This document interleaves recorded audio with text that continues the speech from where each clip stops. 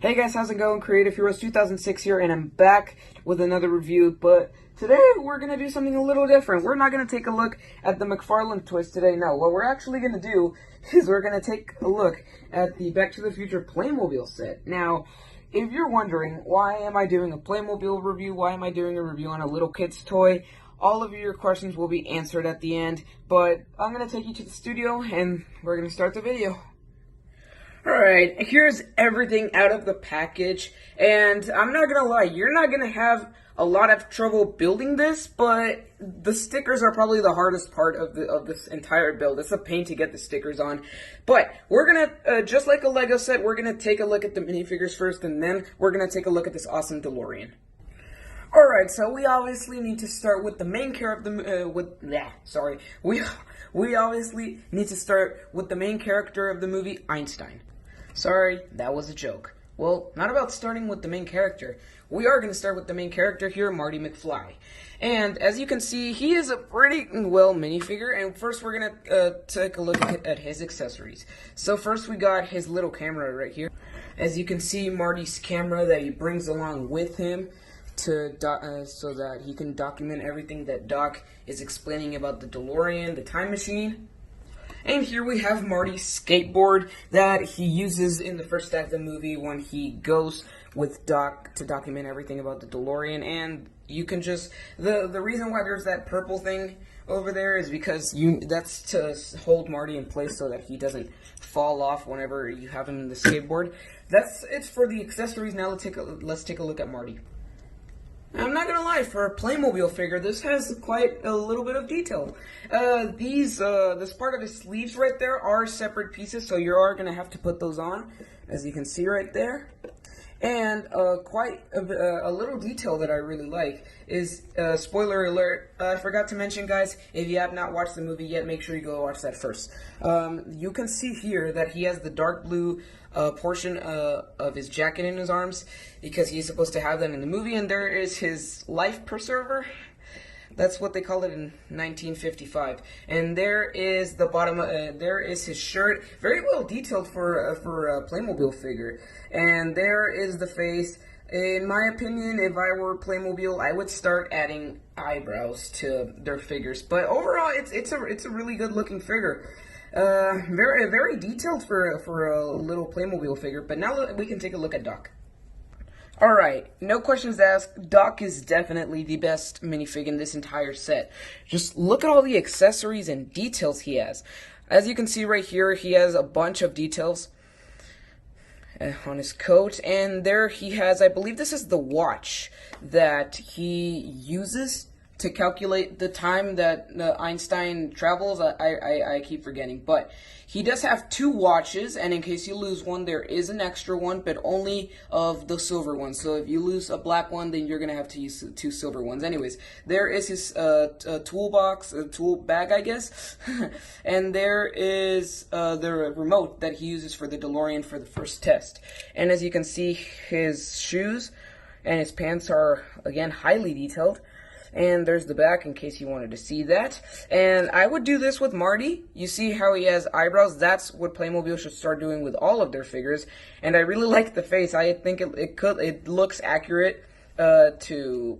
I forgot Doc's name, the actor's name, but it does look very accurate to him for a little minifigure. And now we can start taking a look at the other accessories.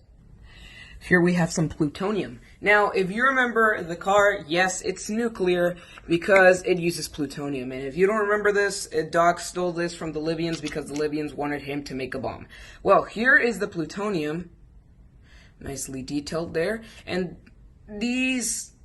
I can't take it off anymore, so if you want to, so these two are a separate piece, this and this and this, so if you want to take that off, you're not going to be able to after putting it together. So there is the plutonium, and there is 3 that come in here, and this whole box is made basically with stickers, or it has a lot of stickers on it, and if I were Playmobil, I would make the entire box yellow. Just in my opinion, but I get what they're trying to say. The box was like a hard metal. And I guess now all we have to take a look at is the DeLorean and its accessory.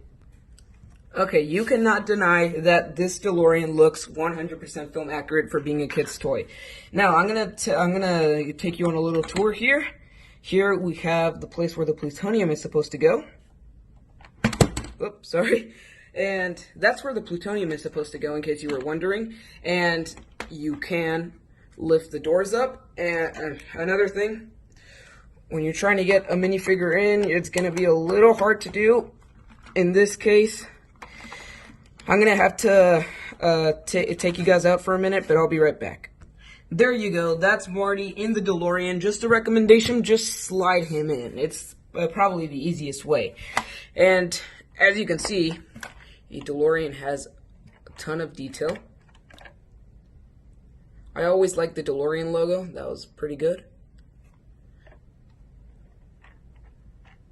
As you can see right there. And here's the top. You can see all the wires in there. And speaking of wires, here is the famous flux capacitor. It's what makes time travel possible, if you already seen the movie. Well, I know you can't look at it very good from here, but you are going to be able to see it very well, because you just turn off the lights. Then all we have to do is press this button and yep, it lights up. Isn't that amazing? And as you can see, the flux capacitor is fluxing over there. And the best part about this is it has 3 modes. It has, well, I guess you already went through one of them. It has this one, which I guess you can roll the car and pretend like Marty's time traveling. You have this one, which is for the flight mode. And speaking of the flight mode, all you have to do for the flight mode is, let me turn the lights on very quick, is just press down on this. Sorry. Alrighty. Alright, I gotta do it with the small finger very quick. And there you go. All you gotta do is make sure it snaps. Okay. It's gonna be a little tricky at first, but once you get used to it, it'll be all good. Alright. There we go.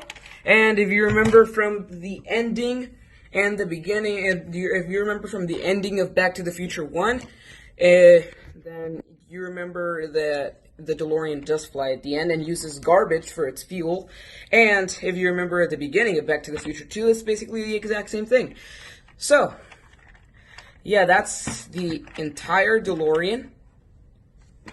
And it's pretty cool. And if you remember at the end of Back to the Future 1, Marty does use this humongous hook thing to touch the wire that struck the clock, that is attached to the clock tower that lightning struck in November 10th, 1955, I believe. Or is it November 5th? I don't know. But that's it for the DeLorean, guys. And now to answer your question, why am I reviewing a little kid's toy? Well, because I want to teach little kids that if they want to start collecting, this is it. This is where you can start collecting. And if you are a Back to the Future fan, I personally don't think this is a toy. I think this is a beautiful collector's piece. But anyways, that is my entire review of the Back to the Future DeLorean. I hope you guys enjoyed, and I'll see you next time with the DC Multiverse Joker. Another one. Bye, guys.